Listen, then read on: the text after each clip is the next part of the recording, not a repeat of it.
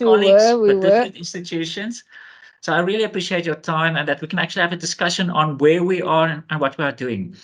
Let us start off with this first question on your journey up till here, your own theological formation. I'm particularly interested to hear specific incidents, people, phases, events, places in your journey up till here.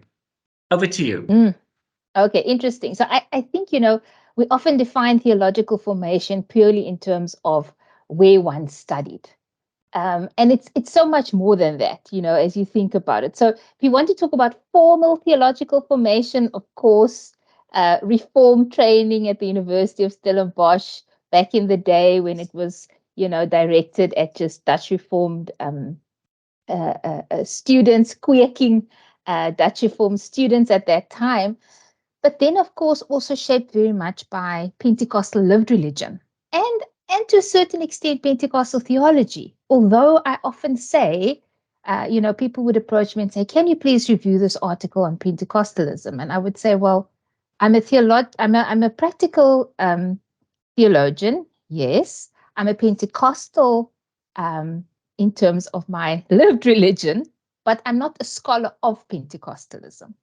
And I've used that for a number of years. And I think to some extent that's been maybe it's a little bit disingenuous because it also forgets about the fact that a lot of Pentecostal theology is lived. So, the thing that has stood out for me over the past few years is very much formationally the community that I grew up in, the faith community that I was formed in.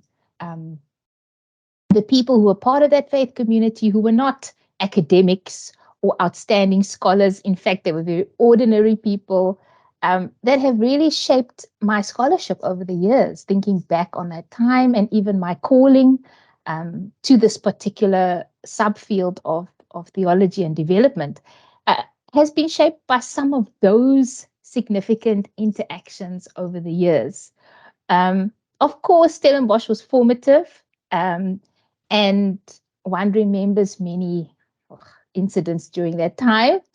But we'll talk about that a little bit later, perhaps as well. I think very much of Kali August, who was the first person in this. You'll remember him, Martin.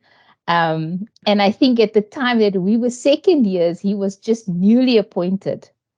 And for some, he was seen as a polarizing character, but he was a baanbreker in many ways, both in terms of the discipline and also in terms of the faculty being the first ecumenical appointment, being the first person of color to be appointed.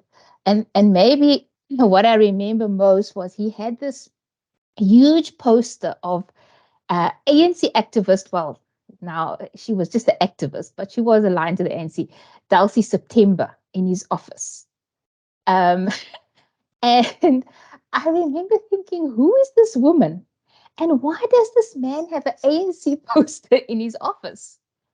And I haven't talked to him about this, but I think it was very much a statement of this is what I bring into this faculty. And it's something different. It's something new.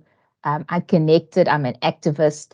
I align myself with those who strive for justice and equality, in South Africa. So that I remember. It's funny.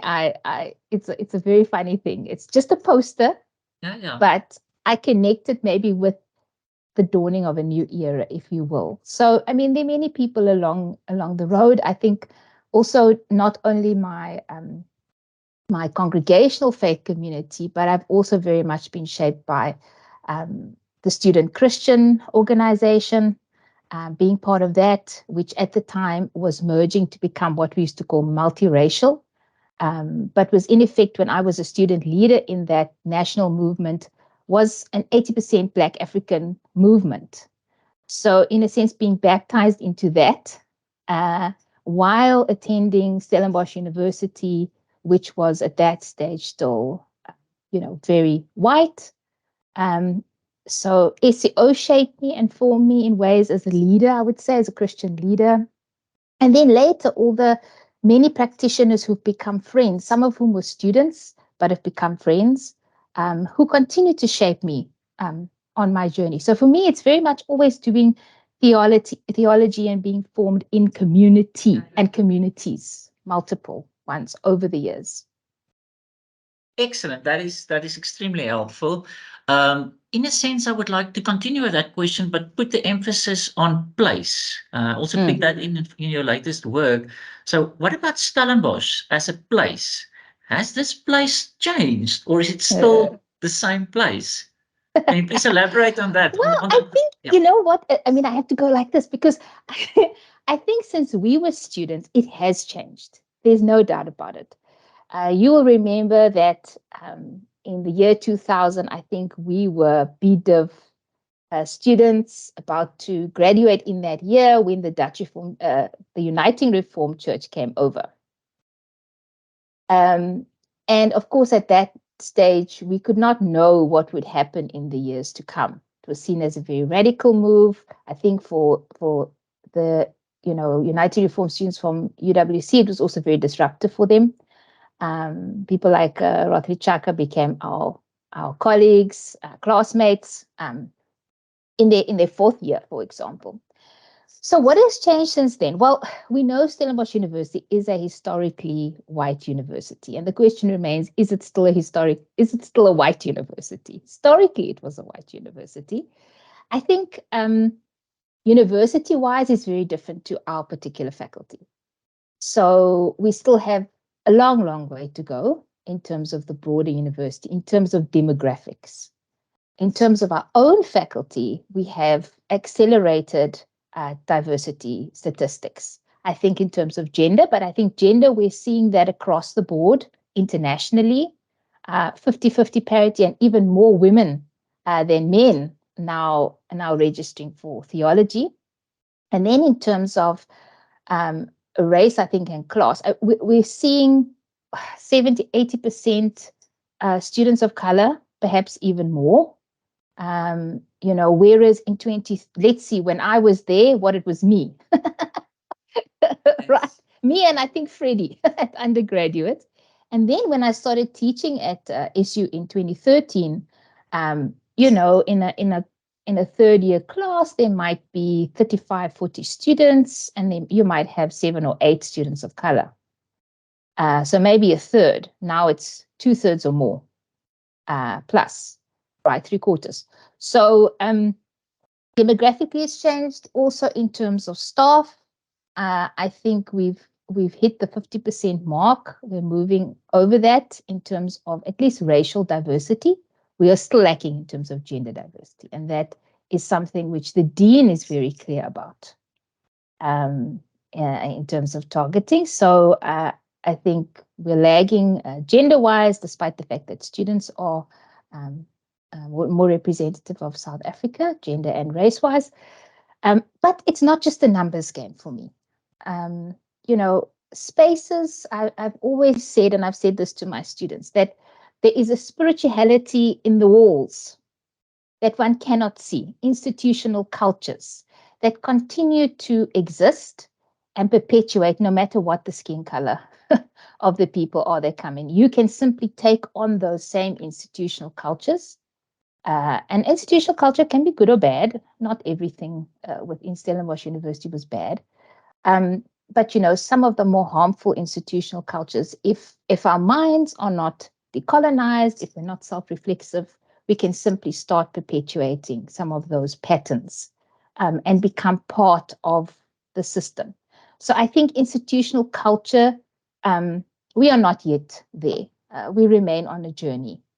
And I think honest conversations, courageous conversations, vulnerability, and be able to hold space for tension, understanding that tension also bears creativity within it. Tension is not just a negative thing. There's creativity that can come out of it. So I think we're not there yet. A luta continua. And I don't just mean that in an activist way. I mean that in a humanity, that everyone's full humanity can really be appreciated within that context. So we've got a way to go. But we've certainly moved a great deal from the 2000s, at least in our faculty. That's excellent and good news to hear. In a sense, let us try to wrap up this focus on your own story, but also the focus on Stellenbosch. And you already touched a little bit on it, on the importance of other bodies within this space. Is there something else you would like still to add here, which is really important? So, bodies move in space and time. Um, and it's part of our full humanity, who we are, whether we're female, I'm a person of color, I'm a heterosexual, right? Whoever you are and what you bring into the space, the fullness of who you are. Um, and I think bodies encounter shifts over historical space and time. And of course, I also encounter some of the past in institutional spaces, right? Let me say that. And I think sometimes this is seen as identity politics. Oh, people are bringing everything's about identity politics. It's more about, as you imply, lived experience and how one's body moves in and through that space. I think just to wrap up the part on my own personal journey, my parents were always very conscious when they raised me about how one moves in space and how you take up space. And they were in a way, I think, influenced by Black consciousness, but more so, or maybe equally so, by the understanding of human dignity as God given. So they worked with these two, and they didn't talk about it like that, Black consciousness, Biko, or anything like that. But I watched the way they moved in diverse spaces at a time in our country when many people didn't or weren't able to do that. Um, and so I was really maybe socialized, taught um, to take up space, but also to make space and to create space for others, for everyone to be able to speak up and to engage. And so, I mean, I can talk about this for a long time, and I'm probably talking in the air now, but that's how I understand it. That's extremely beautiful, the way you phrased it there, making space, but also taking up space. I love that. Yeah, and there has to be that tension Yeah, because yeah, if we only focus on taking up space, yeah, then we can be robbing others of the humanity. yeah. So, it's that very fine line tension. Yeah, yeah. Now that's extremely helpful. Let us shift the focus towards our discipline, practical theology, the society where we are both members. You are a former president. What's the state of practical theology in Oof. contemporary South Africa? Tell us a little Oh, bit of our past, but also our promising future. Where are we? What's your take on the matter?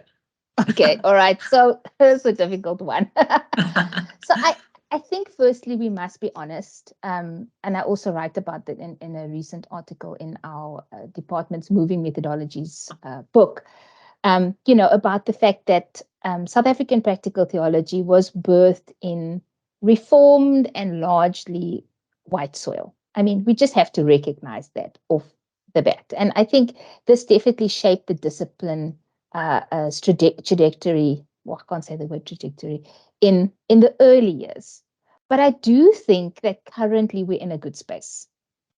I think that we're becoming a truly kind of South African hodgepodge, if you will, allowing space for all sorts of different voices, whether they're Reformed, whether they're Pentecostal, whether they're Catholic, whether they're Seventh Day Adventist. I've actually been really fascinated. Yeah, And even one or two come from another religion. yeah, And we've welcomed that. So I think that practical theology in South Africa is in a nascent phase, maybe, where we understand the soil from which we were birthed, but we're fertilizing it now with some new things and some different people. And I think it's exciting. I think there's a lot of respect. I at least found in over the past few years um, for different positionalities, for different ways of coming to the discipline. Um, so, you know, I've also been really fascinated by the fact that in terms of the International Academy, um, for example, with the whole decolonial discussion, In 2017, you remember our conference was on decoloniality, which we planned in 2016. Only in 2019 was the IAPT ready to talk about it. And I even remember doing a paper at IAPT 2017 on decolonizing faith-based organizations and getting a complete, nobody knew how to respond. They didn't even understand what I was talking about. So in certain ways, I think we don't want to be overly, what's the word, triumphalist. That's always dangerous. But I think there are certain ways in which we are leading. In terms of some of the thinking. Can I just quickly focus there in? It's something that just came to mind. In a sense, you're right that 2017 was before the international societies focus on decoloniality and so forth. But in actual fact, it was already in the 1960s, 1970s within other disciplines. So yes, it's quite early, but it's also extremely quite late. But exactly, look, so this is exactly the thing. So I think what you're saying has two prongs to it. The one, what I said around practical theology in South Africa being birthed within a reformed soil. I don't want to say apartheid soil because I don't want to necessarily say, oh, everyone that was a practical theologian in the 70s or 80s were apartheid theologians. They weren't. So, I don't want to, but it was reformed white soil. Okay. Whereas other disciplines were not, and particularly international, were not tainted by that and shaped by that. So yes, in some ways late, in some ways early. And I think that's a very good point, and it goes to some of the other questions maybe that you have. Yeah. Okay. Another related Martin, but also to do with the way that practical theology is being conceptualized, right? In the early years, internationally and nationally, simply as praxis orientated. Simply as answering the questions posed by practical ministry issues. So I think that's the other, aspect to it. But I need to think more on that. Yeah. Do you sense some blind spots that we might have at this moment? I think you're spot on in terms of the diversity and the more inclusive society that we are welcoming. But are there some blind spots that you are seeing and that we are not taking perhaps serious enough? It's interesting. I think, one of my vices is that I tend to focus very much on what I'm thinking and feeling now. And so I'm hesitant around this particular question around blind spots. Perhaps I have my own blind spots, and that's why I can't go there. I do think that, let me say, South African society is increasingly polarizing. And I think that is going to affect the way that we do any kind of scholarly work going forward. I think, okay, let me say, here's where I think some of the blind spots are, where, and this is a scholarly thing, where we go to, even with decolonization, that could be critiqued as a suitcase word and so forth and so on. I don't believe it is, but some people do think that, where people get on the bandwagon of what's hot. So we write on decoloniality because that's what's hot right now.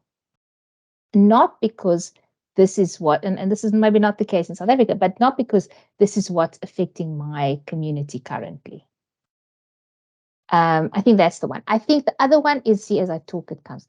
The other one is that exactly what I said at the beginning, where we are often so focused now on our own particular denominational boundaries, for example. Now, I have been forced, because Pentecostals have been marginalized traditionally, I've been forced into having, not forced, I chose it, but, reformed kind of thinking and being. And what I see, and so I've had to move between different kinds of confessional ways of thinking and doing. I've been exposed to that. because of being marginal. And that includes Methodists and Anglicans. I love that. I love it. But I think many of us get stuck in our own confessional groupings. I only work on Pentecostals. And that's okay. I only work on Reformed people. There's something to be said for developing your competencies, your name, your fame within a specific kind of confessional context. But I do think in PT currently, we need to be, and it is happening, like I've said, but for the next generation to really, there's so much to be explored and studied out there. And I think currently we're still confined a little bit too much to certain groupings. So for us as individual scholars also to stretch ourselves, and I include myself in that, to not be stuck. Yeah. Because I think you're spot on with that often we perceive our identities not being unstable enough. We need more unstable identities. In other words, moving identities. Yes, moving identities. And I mean, I think in South Africa, so that goes to this polarization thing. Yeah. The more we become polarized, the more we want to be attached to a fixed identity, because that's where our safety lies. Yes. Right? Yeah. But to be an innovative, creative, groundbreaking scholar, that's not a healthy environment. Yes. So I think, yeah, the echo chambers. the echo chambers. And we were all vulnerable to that. Yeah. Because, humans want to feel safe. We have this desire to feel safe. And I think that's going to be the big challenge for us currently and in the next few years, because part of what I think practical theologians need to do, and those of us who say we work in a decolonial key, is to disrupt, but not always from an ideological point of view, but from the way that we move in space, the way that we engage with different discourses. So I think that's going to be challenging going forward.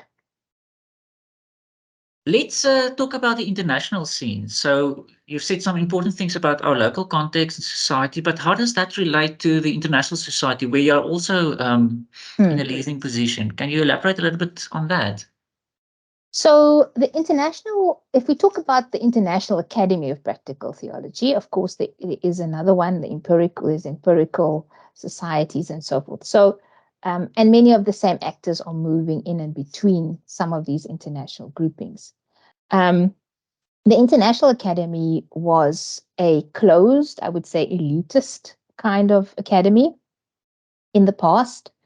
I am very, very appreciative of South African colleague Jaco Dreyer, who was one of the previous presidents of the IPT and actually led the charge into the democratization of the academy in some ways, opening it up, before we had to be nominated by some, et cetera, et cetera. So I think that is changing the shape of at least the IPT.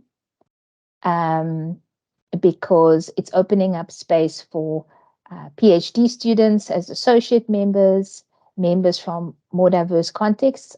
I still think that we haven't cracked the code when it comes to Latin America and Africa. So part of that, it's not, one doesn't want to say it's a problem, but part of the challenge is that I can speak for our continent, not necessarily Latin America, that may also be a language barrier. But part of the issue for Anglophone Africa, at least I can speak on behalf of, is that we don't really have practical theology as a discipline. Missiology is far more popular. So one might have pastoral care.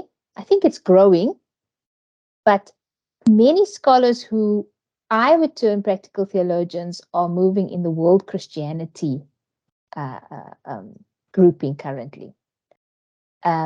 So yeah, I think there it's going to be interesting to see how truly international something like the International Academy is. That's going to be our challenge now and in the coming years. And how accessible are we as we democratize? Before, one of the things that people came to was to see the big names and meet the big names.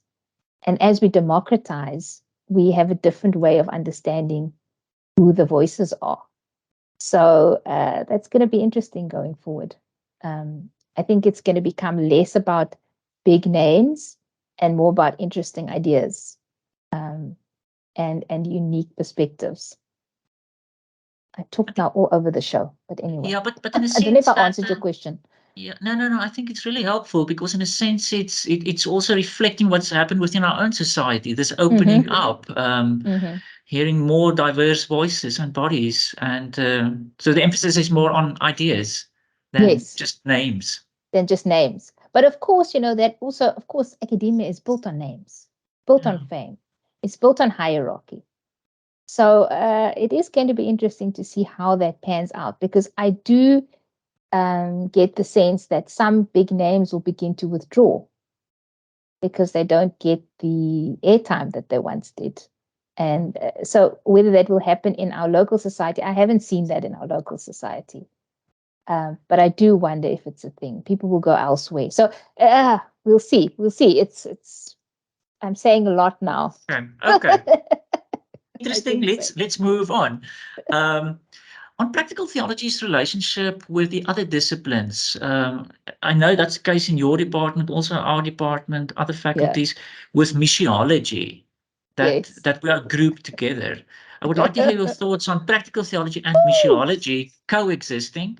That on the Yes. one hand, and the other hand, our relationship with the other disciplines, other theological disciplines within the faculty, but also other disciplines on campus. Your Mm, thoughts on that, please. mm. Okay, so I'm a bit confused because back in the day, my sub-discipline, I mean, I was the first PhD in that sub-discipline, the second M. I think my master's was in missiology, and my PhD was in practical theology, in both of which were in theology and development or community development at that time, um, which tells you of perhaps even the overlap of confusion, particularly in my subdiscipline. So there's still many jokes between myself and my missiology colleagues because they tell me I'm misplaced. Um, so, look, I think they have different historical trajectories again. Missiology is far older and has been shaped more, I think, in South Africa at least, by sort of post colonial discourses. And we've already talked about how practical theology was initially shaped. I think practical theology was also, like I said, as it's still seen now, perhaps in other parts of the continent, as a kind of a pragmatic practices focused. Churches have problems, they have pastoral care, and we teach our pastors pastoral care, or we teach them this, or we teach them that as practical tools and how tos. At least that was the start, and sometimes still the perception by other disciplines going to that discourse within theology. Your practices, you deal with practices. We deal with, we're philosophers, we're the real theologians. So I think that tension still exists within many faculties. And I do think that both practical theology and missiology have at times been marginalized and then been lumped together. And in our particular case, the majority of us are practical theologians, and we have two missiologists. At the same time, missiology still has a prominence within the curriculum, and certainly has a number of postgraduate students. But again, where the one ends and the other one begins, same with public theology, and practical theology. We have many overlapping friends, if you will, intra and interdisciplinary. I think within the broader university space, um, I think practical theologians often we find it easier to cross some of these borders. I don't even like calling them borders, but yes, as academics, we are very protective of our disciplinary boundaries. And it's been interesting. And in some spaces, people see me as a sociologist of religion. So particularly in the religion and development space, I would be invited by an international scholar. Can I do a workshop on such a, or a talk? And it's a purely sociology of religion space. But I'm very clear. I'm a theologian, but I can talk those languages. And I think it's even interesting. Recently, it's a international research project where there are South African scholars and also European scholars. I was literally standing between the anthropologists and sociologists of religion and my fellow theologians. And the anthropologists of religion and sociologists were claiming me. They're like, oh, you're like us. You do what we do. You do empirical work. Oh, like you understand some of the frameworks. And at the same time, I say, yes, but I remain a theologian. So, yeah, it's interesting, those tensions, but also opportunities for engagement. Yeah. But I do think the challenge for talking about the challenges for practical theology globally, Yeah. so global and locally, is that we don't just become sociologists of religion. Yes, that's part of who we are, and that's wonderful. It's not a bad thing. But that we still appreciate the philosophers and the artists, and that it doesn't just become a pure focus on empiricism, if you will. I think that's one of the shifts, or it's been there for many years, but that's one of the dominant lines. There is that Society for Empirical Theology, which is wonderful. It's great. I'm not against it, but I just feel we shouldn't be tempted just to become sociologists of religion. With that and so much more. No, I fully agree. Because I often get also that form of critical questioning, the theological quality and nature of practical theology, that some people in the other disciplines, for instance, from systematic theology, now I know there's a history and a baggage, but that's the kind of questions they raise from time to time. Yeah. And I mean, it's all about positionality again. We understand that as practical theologians. What's your normative? I do find it fascinating, however, that particularly in ethics and public theology, I'm seeing more and more of them do empirical work. Yeah. So this shift is also fascinating to me, and a boundary crossing, and we'll have to see where that goes. Exactly. We need to have a broader discussion, and it's vice versa. It's a reciprocal relationship. So I think it's extremely important, and not just between practical theology and missiology, but also with the biblical sciences, systematic theology, all of them. Yeah. On the classroom and pedagogy and learning and teaching practical theology, you have done this now for quite a number of years. 20 years. 21 years. Decades. Okay. Yeah, 21. That's a long time. It's a Any long particular time. secrets that you can share? What is really crucial and key in the learning and the teaching of practical theology within our context? It's 23 years, Martin. Can you believe it? Sure. So, I mean, what did I teach when I was 23? I shudder to think. But at that age, because my field was very new, not practical theology, but my sub-discipline was new, I was writing curricula at that age.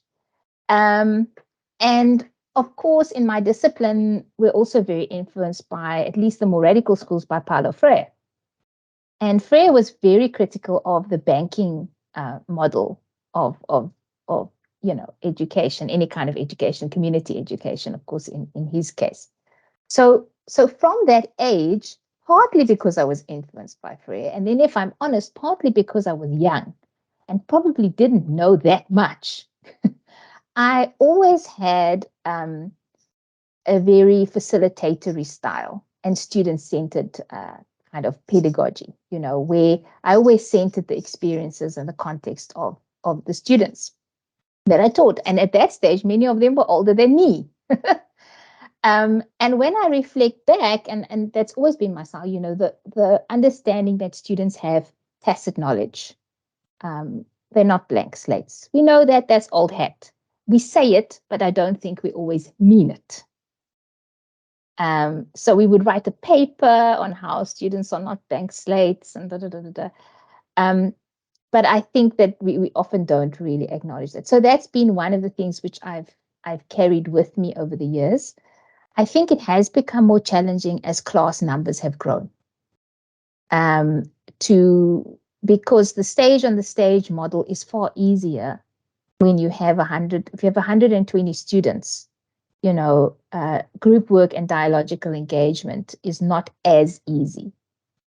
And theological education has actually prided itself in that kind of dialogical engagement model. So, okay, now I'm forgetting your question was what has changed? Is that the question? So on the classroom, if you draw on your experience of the last Yes, 23 years, what yes. kind of secrets and change within your own style of teaching have you learned along the way and that you really think is crucial for sharing with others? I mean, simply what I've said. I think, particularly as practical theologians, um, really, I remember a lecture once saying that we're all theologians, and that was empowering in some way. You're not, I think recognizing the full humanity of students means recognizing where they come from, the knowledges they bring with them. Of course, some of that knowledge also needs to be interrogated, um, and critical thinking skills developed with regards to some of those experiences and knowledges that they bring. But for me, really valuing students as human beings with their own positionalities, with their own knowledges, and even, centering students in that. So in community development, I've discovered there are students that have actually been community developers that are sitting in my class. And so shifting it up and saying, okay, you come and tell your classmates about your experiences, Yeah. what you shared. How is the course that we've been, dealing with? Does it relate to real life? Maybe it doesn't. Tell me.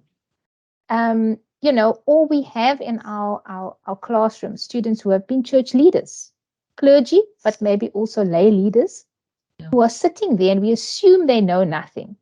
We also don't sometimes understand their specific confessional context because we cannot. I mean, I cannot understand every cultural and confessional context that there is. And therefore, what I'm teaching can completely miss the mark in that respect. Yeah. So, I think also allowing students to be our teachers, building in feedback mechanisms, Yeah. and really listening close to where students are coming from, I think helps us to be better teachers. But I do find the larger class numbers challenging to my Yeah. style and way of doing things. And I think in that respect, technology can assist us, Yeah. can also hinder us, as we saw during COVID. It's a double-edged sword. Yeah. But I think we need to be thinking more. How do we forefront the student for better teaching and learning? Yeah. What about different spaces? Again, the emphasis on places. Don't we need more than one classroom?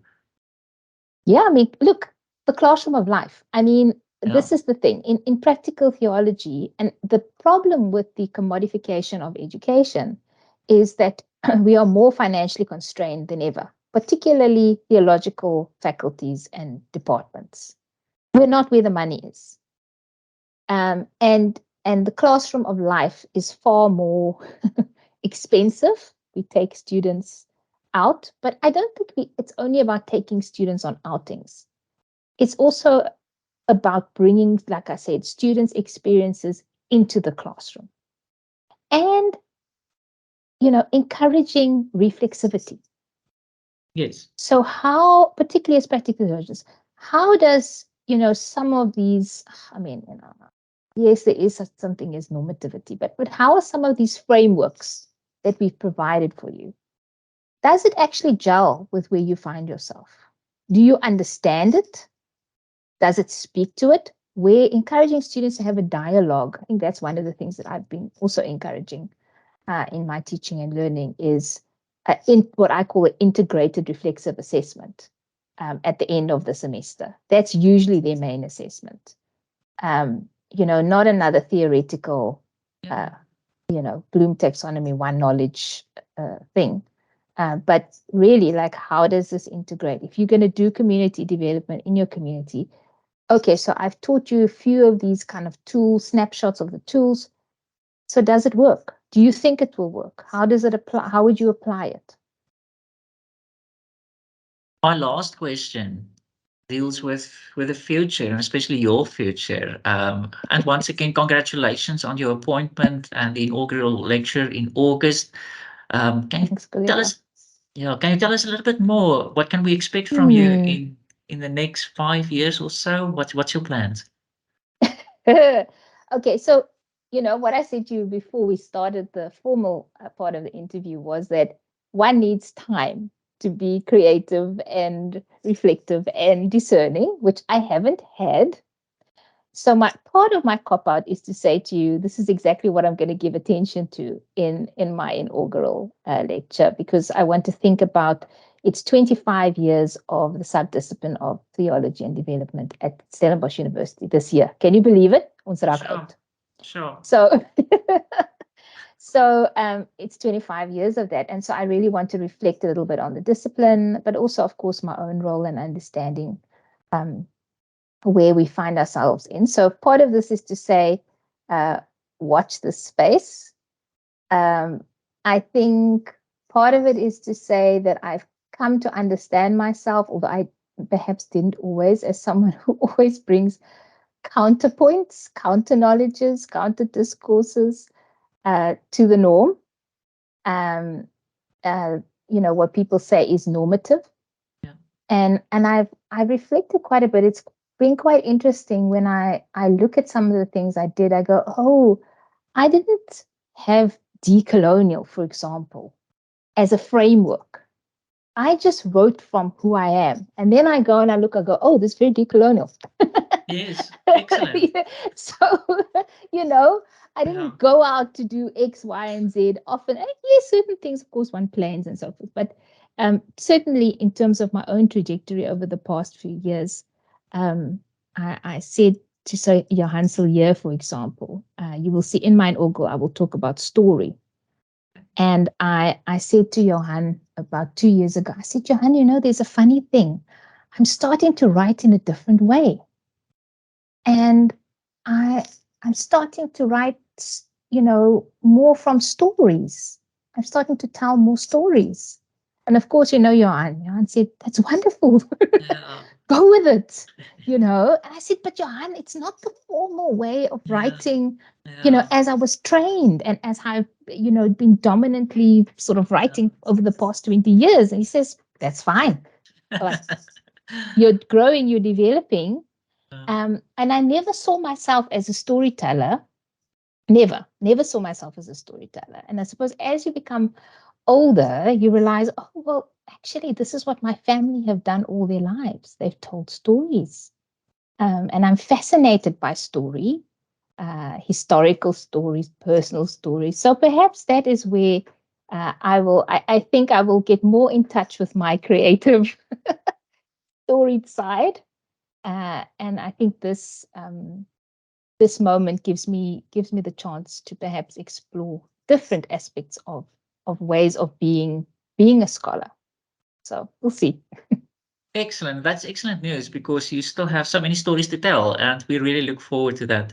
Nadine, thank you for your time. Thank you for our conversation. You gave us lots to ponder and write about. So I look forward to the eventual publication of this material. Thanks, Martin. I do feel very honored that you asked me and very